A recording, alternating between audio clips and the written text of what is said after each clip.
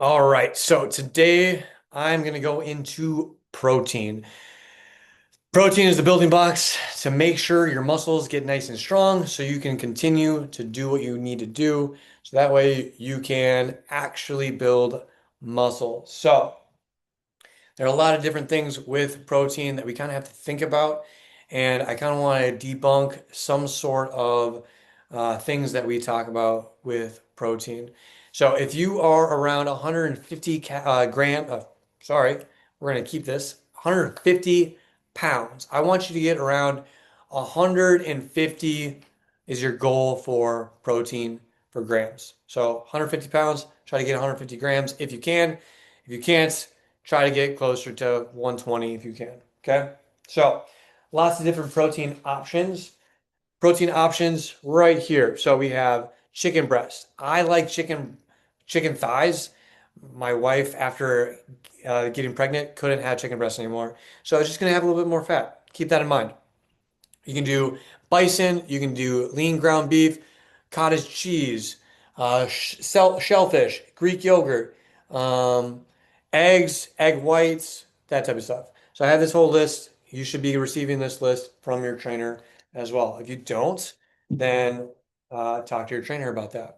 So when we are looking at protein sources, we want to kind of debunk the whole peanuts is a good protein source. It has protein, but it's not a good protein source. So if we look here, this peanut butter, this good peanut butter, has 190 calories. But if we look at the protein right here, is only 8 grams.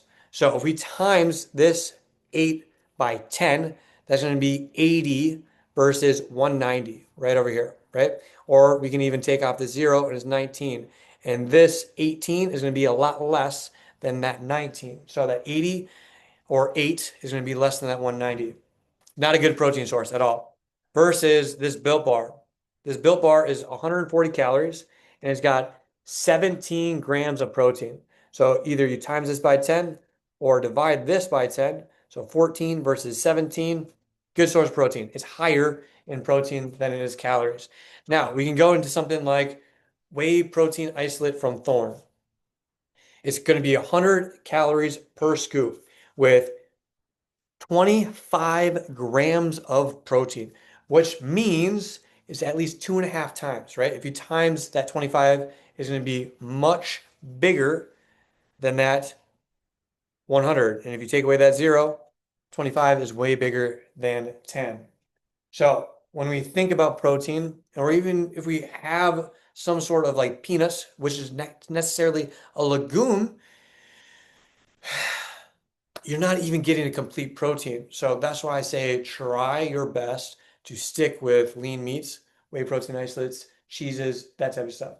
So if you are getting protein source from a nut or a legume, you're going to miss amino acids. So we need to pair that legume with a nut or a seed here, or you need to get some sort of grain. So adding that peanut butter to whole grain bread will make it a complete protein source, but it's not going to be that much. You're probably going to get about 10 grams of protein in a peanut butter and jelly sandwich.